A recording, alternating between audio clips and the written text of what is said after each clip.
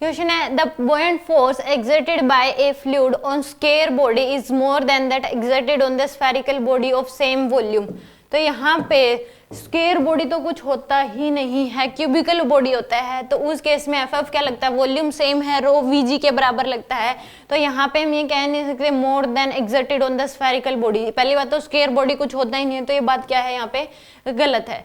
The buoyant force exerted is equal to the weight of displaced liquid, यानी कि बुओयंट force जो है वो किसके बराबर लगता है, जो वेट डिस्प्लेस्ड होगा लिक्विड का। तो सही बात है कि उस केस में जितना कि मान लो कि ये कंटेनर है,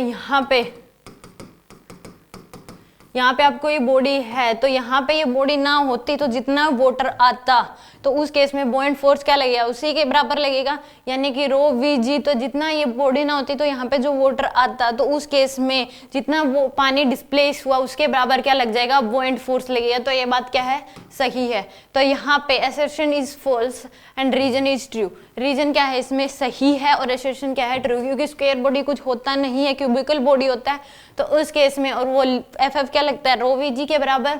तो buoyant force exerted to is equal to the weight of displace, तो यानी कि बुओयंट फोर्स उतना ही लगता है कि जहाँ पे जो वो बॉडी है वहां पे जो पानी आना चाहिए था, अब जो उस पानी की जगह क्या है वो बॉडी, तो उस केस में वो एफ एफ क्या लगेगा, जितना पानी नहीं है, यानी कि जितना पानी उसमें डिस्प्लेस्ड हुआ है उसके बराबर क्या लग जाएगा, बुओयंट फोर्स लगेगा, यानी कि रो वी जी।